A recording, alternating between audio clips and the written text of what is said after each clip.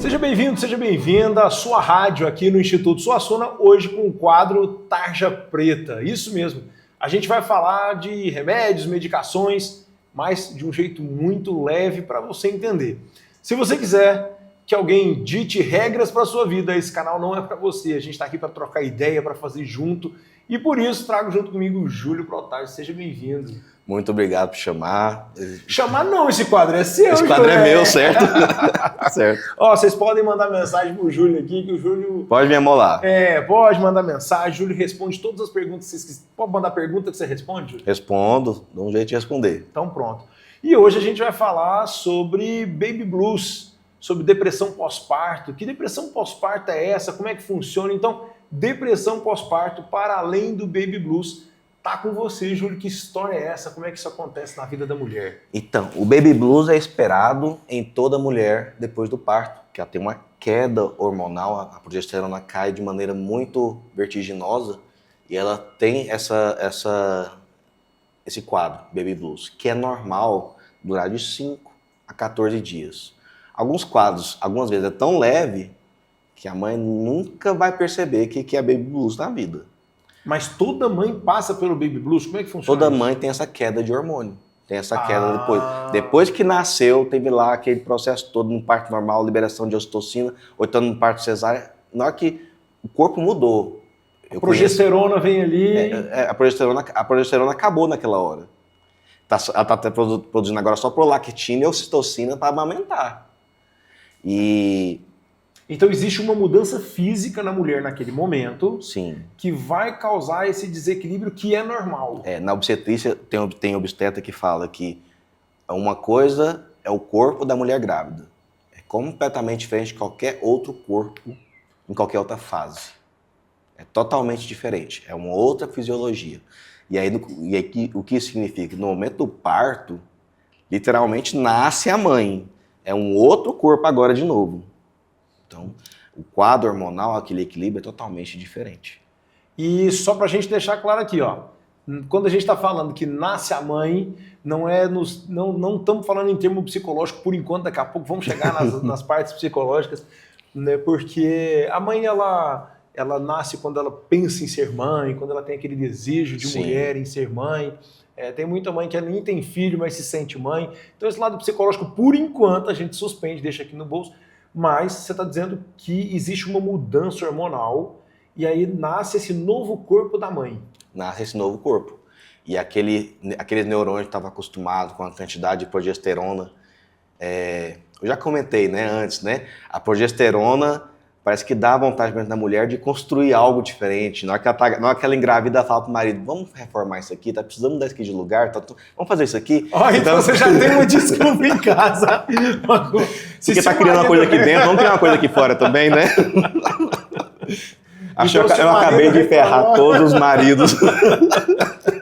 Se o marido reclamar para você em casa de que você não pode fazer reforma, manda ligar pro Júlio, marca uma consulta que o Júlio vai explicar como funciona isso aí. Eu acabei de colocar todo mundo no sal, todos os maridos. E se tiver alguma empresa de engenharia que queira patrocinar a gente, né? Brincadeira. Projeto arquitetônico. Mas então, projetos arquitetônicos, contrata um arquiteto. Então, a mulher muda o corpo. Depois que ela muda o corpo, ela vai passar por esse novo equilíbrio. Sim. E aí pode causar esse baby blues, é isso? Pode causar esse baby blues. Agora a gente entra na questão da vivência, da psicologia também. Então, ela tem uma questão, por exemplo, assim, se ela já tinha uma pessoa mais melancólica, é uma pessoa que pensa mais dentro de si mesma, por exemplo, ela tem uma chance maior de vivenciar um baby blues mais grave, mais forte. Mas passou até 14 dias, é baby blues. E depois do 14 dias, Júlio? Porque assim, o DSM-4, lá no começo, ele está dizendo que ele é um manual não é um manual de diagnóstico. Ele diagnóstico para fins estatísticos. Para fins estatísticos, né? Então é como se ele estivesse dizendo ali, ó, calma aí, eu estou aqui colocando um monte de nomes para uma estatística... Para poder desenvolver estudos. Que é o que a gente tem hoje de estudos. Depois que passou desses 15 dias, desses 14 dias, lembrando o seguinte, a gente não está falando que o dia é exato, tá? São 5, é uma média estatística. Por isso que a gente traz essa informação para você. Mas depois que passa desse tempo, Júlio, como é que é? Aí pelo DSM lá 5, nós vamos estar falando que é depressão pós-parto. E essa depressão pós-parto, aí sim que eles falam, merece tratamento.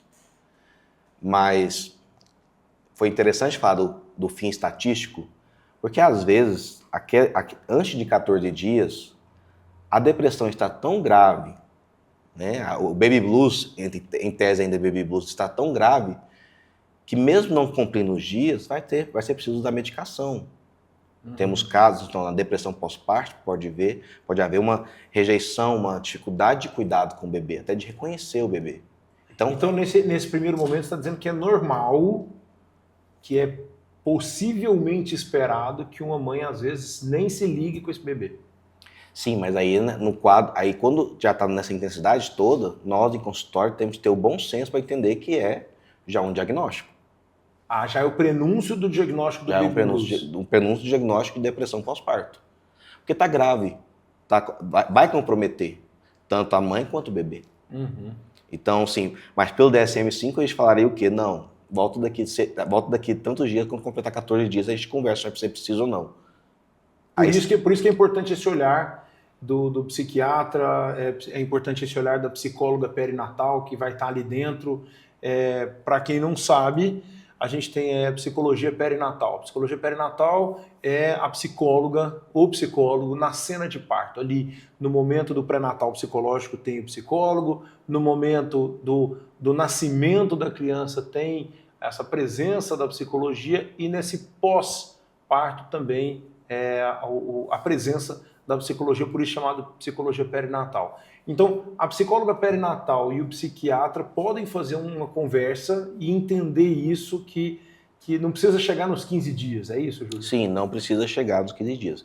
Se a intenção é ter um cuidado integral, então é por isso que a psicologia está também no momento do parto, está no pré-natal, nós temos que bem pensar que às vezes vai ser necessário medicação, vai ser necessário tratamento, ou às vezes não vai ser necessário medicação, mas acompanhamento psicológico. Apesar que na psicologia perinatal, começar só no parto já não está no ideal, né? O ideal é começar antes, né? Fazer esse pré-natal psicológico. Fazer o pré-natal antes. Então, a obstetrícia faz o pré-natal antes. Às vezes a psiquiatria está ali no pré-natal, né? A gente tem paciente gestante que precisa de medicação, ou então ela já usava medicação antes, né? E aí ela precisa manter esse tratamento. É um desafio. E pode tomar remédio, mulher grávida? Nossa, tem tanta pergunta aqui. Mulher grávida pode tomar remédio, Júlio? Eu vou te interromper muito aqui. Então, a maior parte, o problema de estudar remédio em mulher grávida é porque a maior parte dos estudos seriam considerados antiéticos. Então, o que tem mais são relatos de caso, né? E às vezes tem algum estudo, né? Mas é difícil, por exemplo, tem entre um grupo de pacientes depressivas que precisam de medicação, eu vou dar para 50% delas placebo, um comprimidinho de farinha, e outros 50% sertralina. Não pode. Por quê? Que culpa essas crianças têm, essa grávida tem? Ela vai ter uma vivência pior só pro meu estudo? Então é difícil, tem uns problemas com isso aí. Mas cada vez mais tem mostrado que, por exemplo, a FDA tirou aquela categoria A, B, C de permissão para usar durante a gravidez ou então durante a amamentação. Ela fala, ó, tem esses riscos, e aí o importante nessa hora é, tem medicação que não se usa de maneira nenhuma, com certeza, mas tem medicação que pode ser usada. E essa medicação que pode ser usada até o momento, a gente vai continuar usando. E nesse quadro, aí a mãe vai estar ciente, olha, vou te falar, você está com pensamento suicida. Você está grávida, você está com pensamento suicida. Isso é ruim para você e para o bebê. É muito pior do que qualquer efeito colateral possível que essa medicação possa trazer. Então tem muita discussão com a questão de tratamento medicamentoso em grávida, mas ao mesmo tempo não tratar pode gerar um transtorno ainda maior. Mas pode gerar um transtorno pior. Então, por exemplo, autismo. Há estudos que apontam que certos antidepressivos, os antidepressivos podem levar ao autismo. Autismo é uma condição que, basicamente, tudo pode dar autismo. Tudo tem um contexto, alguma coisa que pode estar relacionada com autismo. Poluição pode estar relacionada com autismo. Então, o antidepressivo não fugiu disso. Só que, ao mesmo tempo, a gente sabe que muito pior do que tomar um remédio antidepressivo, está provado que a depressão durante a gestação, a depressão grave, que precisa ser tratada com medicamento e não é tratado, é muito pior. É tóxico, tem inflamação. e pode ser que desenvolva autismo por causa disso. Então é duplamente ruim, vamos dizer assim. É duplamente ruim. Aí a gente tem que, aí na medicina a gente pesa qual que é o menos pior. E por isso que o diagnóstico tem que ser muito bem feito, né, Júlio? Sim. Esse olhar da psiquiatria, porque não é só um remédio em si, mas é qual remédio em qual situação. Em qual situação para aquela pessoa. Então... Porque pode ser que... Então, olha só, para você que está aí, é normal, pelo que o Júlio está dizendo aqui para a gente, é normal você sentir depressão, é normal em alguns momentos a mãe não se identificar ou não querer acolher aquele menino, aquela criança que acabou de chegar, por dificuldades hormonais. A gente não está falando que você é uma pessoa ruim ou você é uma pessoa boa. Existem hormônios aí dentro de você que vão fazer toda a diferença no seu relacionamento com seu marido, no seu desejo sexual, no seu desejo afetivo pelo seu filho ou pela sua família, no seu processo depressivo. Então, entender isso que você está sentindo por um olhar que seja extremamente clínico vai ser extremamente importante, né, Júlio? Sim. Por exemplo, a mãe, né, o contato pele a pele, a psicologia perinatal fala muito, não, se o bebê nasce, o mais rápido possível coloca contato pele a pele. Aquela golden hour, né? Aquilo tudo. Aquilo ali é importantíssimo. Os dois estão se encostando ali, estão produzindo ocitocina. E ocitocina pode ser chamada de hormônio do amor. Já anota aí, gente, a ocitocina, o hormônio do amor. Já que o Júlio lá no começo bagunçou a vida dos maridos, né? Então agora... Então, essa ocitocina, por exemplo, quando se você abraça seu filho, o homem também gera ocitocina. Nós temos ocitocina também. Então, a ocitocina tem esse efeito. Mas o que eu estou querendo dizer? Os hormônios influenciam o comportamento e a própria saúde psicológica. Tudo é um contexto aglomerado. E por isso, então, que a gente tem que pensar num tratamento do psicólogo junto com o psiquiátrico. Sim. Não adianta a gente fazer só uma coisa, colocar um remédio ali para melhorar. Vai ter uma melhora, talvez, né? E esse remédio que a mulher toma, ele vai interferir no leite materno? Como é que funciona isso? Então, ele pode passar para o leite materno. Então, tem medicações que elas podem passar. Então, qual que é a recomendação? A medicação está autorizada para tomar durante a amamentação, ou então durante a gravidez e durante a amamentação. Essa medicação, você vai informar, olha, é normal o seu bebê estar nessa fase de desenvolvimento, ele é um recém-nascido, ele dorme muito durante o dia, mas se por acaso ele tiver um aumento de irritação, se ele tiver um aumento de... ele não estiver acordando para mamar, então nós temos que considerar que pode ser que a medicação esteja causando efeitos colaterais nele, não tem que trocar a medicação. Então, e a medicação que a mãe está tomando pode trazer esse efeito colateral para a criança? Pode. Também. E a mãe tem que estar orientada. A decisão se vai tomar o remédio ou não, por mais grave que a mãe esteja, ou então a grávida esteja, no momento ali, a medicação, o tratamento tem que passar pela decisão do paciente. E como é que funciona essa depressão pós-parto? Que tipos de remédios podem ser trazidos à tona aí? Princípios ativos, né? A gente está falando aqui, a gente vai falar mais de princípio ativo do que de remédio, mas quais são os princípios ativos que hoje são permitidos, que as mamães grávidas podem tomar, ou essas mulheres que depois do parto entram num processo de depressão? Quais são os mais comuns, Júlio? Aqui no Brasil nós estamos usando os inibidores seletivos. Vai ser o padrão ouro que nós vamos usar. Padrão ouro, o que é isso? Explica aí pra gente o que é padrão ouro. São medicamentos de primeira linha, né? Então, a gente vai usar. Então, a gente usa, por exemplo, muito a sertralina. Tanto para gestante quanto para amamentando, a gente vai usar. Mas é lógico, se for bipolar, não vai ter somente sertralina. Vai ter um lítio, vai ter um estabilizador de humor também. Mas, assim, lá fora, no mundo... Eu ia te perguntar isso. O padrão ouro Brasil. Brasil. Mas tem um padrão diamante? Tem um padrão diamante, gringo. O que tem lá fora hoje que a gente ainda não tem... e que provavelmente está chegando no Brasil, né? E aí, só para deixar claro aqui para todo mundo, a gente não está aqui para criticar remédio, a gente não está aqui para indicar remédio, a gente não está aqui para criticar o nosso país ou falar a favor do nosso país. A gente está aqui a favor de você, a favor do seu conhecimento e de ampliar para você quais são as melhores possibilidades dentro da psicologia, o bem potencial máximo que a psicologia pode fazer na sua vida. A gente tem aqui o projeto Todos Cuidados, onde você tem atendimento terapêutico. E dentro desse atendimento, a gente tem o atendimento de um psiquiatra super chique, que trabalha, que fez a sua formação toda no Einstein, que é o Júlio, que está aqui com a gente. Então, Júlio, lá fora, o que a gente tem hoje? Então, nós temos esteroides baseados na progesterona, que é o hormônio da gravidez, que têm ação em sistema nervoso. Então, a zuranolona e a brexanolona, por exemplo, a zuranolona é via oral e a outra é endovenosa, elas são esteroides que vão agir em receptor GABA. Então, ou seja, são hormônios, e todos os hormônios têm essa capacidade de agir a nível neuronal. Ele tem um alvo lá no neurônio. Ele vai chegar lá e ele vai se conectar naquele lugar. Então, o neurônio está lá paradinho, cheio de fazendo a sinapse dele. Aí tem um lugarzinho certinho. Explica isso pra gente aí, pra quem tá em casa. Tem um lugar certinho que ele se acopla. Tem um lugar certinho que ele se acopla. E no caso dessas medicações, se liga a GABA, que é o freio do cérebro. O derivado do glutamato é o GABA, ácido gama-aminobutírico. E esse GABA, ele causa um equilíbrio cerebral. Então, a gente tem medicações como o Rivotril, o Diazepam, receita azul, tarja preta, literalmente o tarja preta. Literalmente o nome do nosso quadro.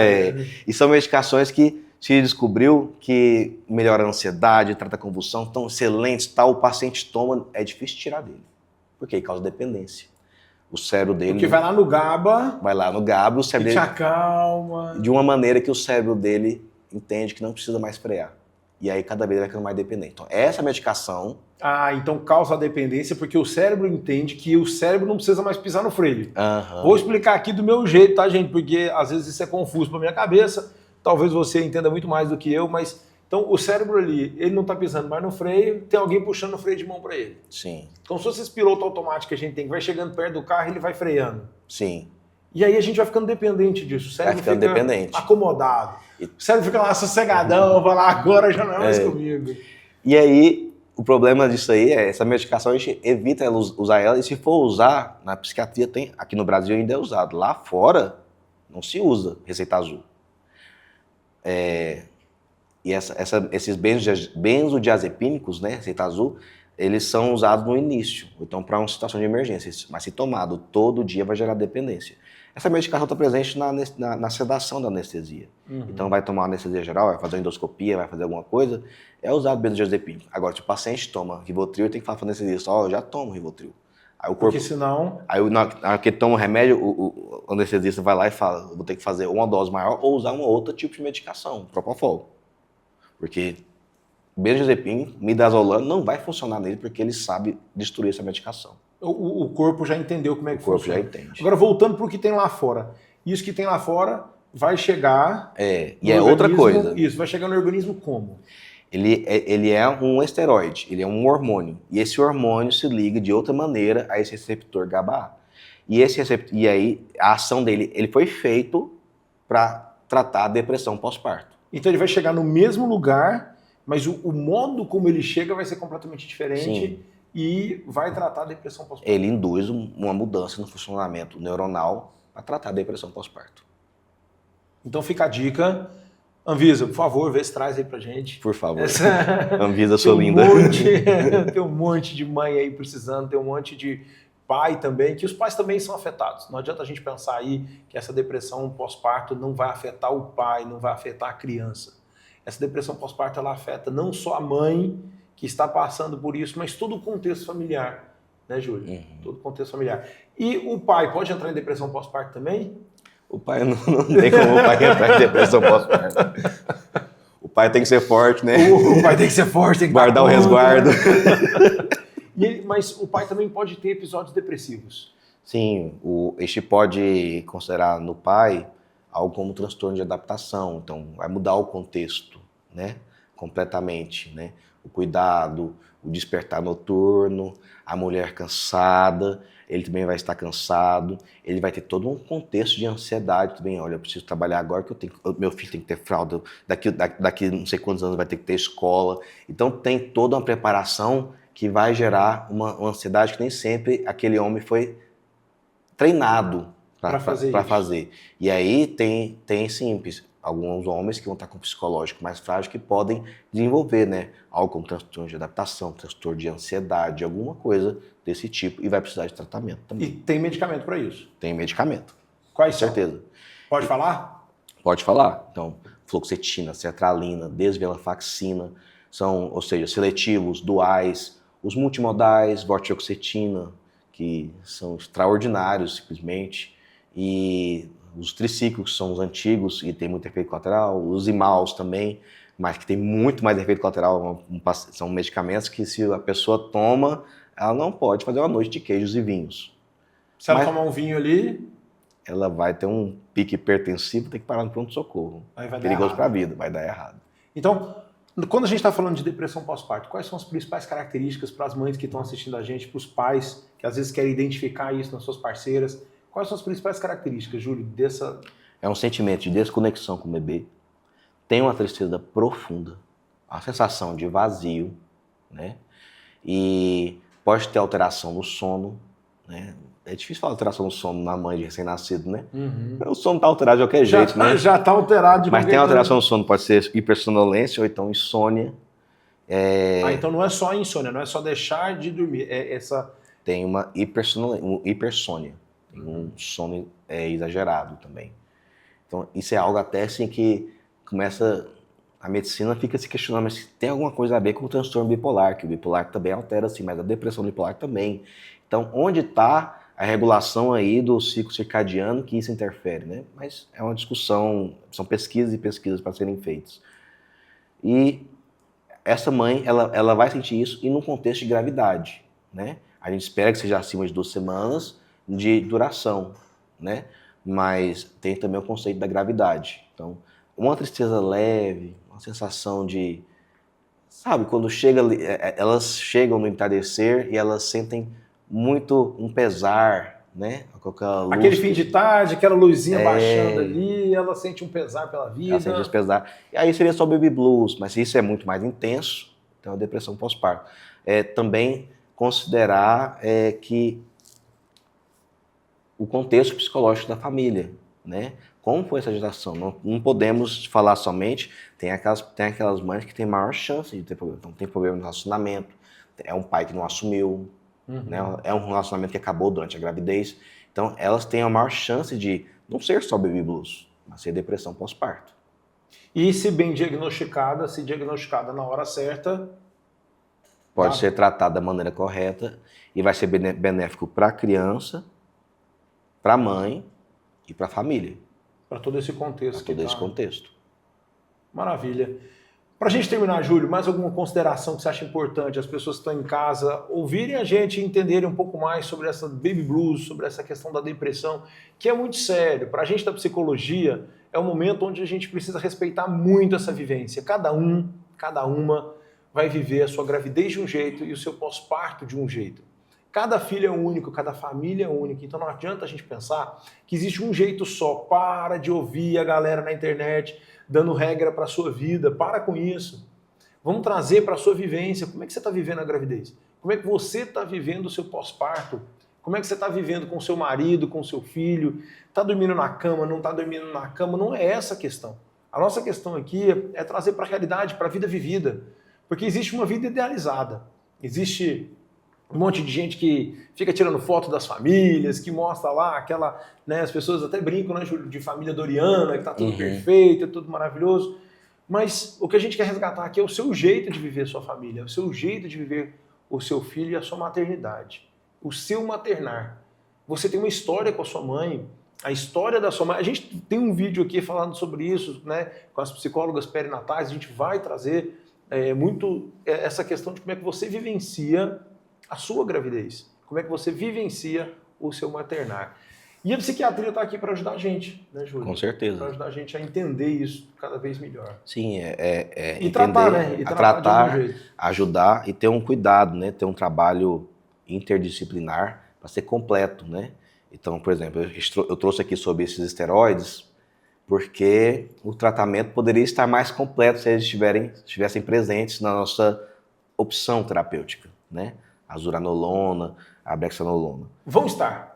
Se Deus quiser, a gente vai ser ouvido por alguém da Anvisa aí e vai trazer essa possibilidade pra gente. Se Deus quiser. Julião, muito obrigado. Esse podcast é dele e ele está me convidando para vir aqui. Então, assim, muito obrigado pelas suas contribuições. Para você que está em casa, se inscreve no canal, liga o sininho, já busca a gente aí. Manda esse vídeo para um monte de gente. Tem um monte de gente que precisa ouvir isso, o que o Júlio disse. É normal. Tem tratamento para mãe, tem tratamento para o pai, tem tratamento para a família. A gente quer estar junto com você, cada vez mais junto, cada vez mais grudado aí na sua família para a gente te ajudar. Tem muita gente te julgando, porque a gente quer entrar no barco junto com você. E para isso, pode mandar mensagem, não pode, Júlio? Pode mandar mensagem que eu vou responder. Então manda mensagem aí, curte, conversa com o Júlio, vamos trocar ideia. Você que é psicólogo, psicóloga, quiser trocar uma ideia com o Júlio também, fica à vontade, porque a gente está aqui para fazer isso junto e ampliar cada vez mais o bem potencial que a psicologia tem, o bem potencial que a psiquiatria tem na vida de cada um. A gente tirar esse estigma, né, de que psiquiatria e psicologia é coisa de doido, porque a gente acha que aqui é coisa de doido, é bom demais, não é não? Julião, muito obrigado. Obrigado. Até a próxima. Para você que está em casa, curte, inscreve, faz tudo que você já sabe que tem que ser feito e vamos para o próximo.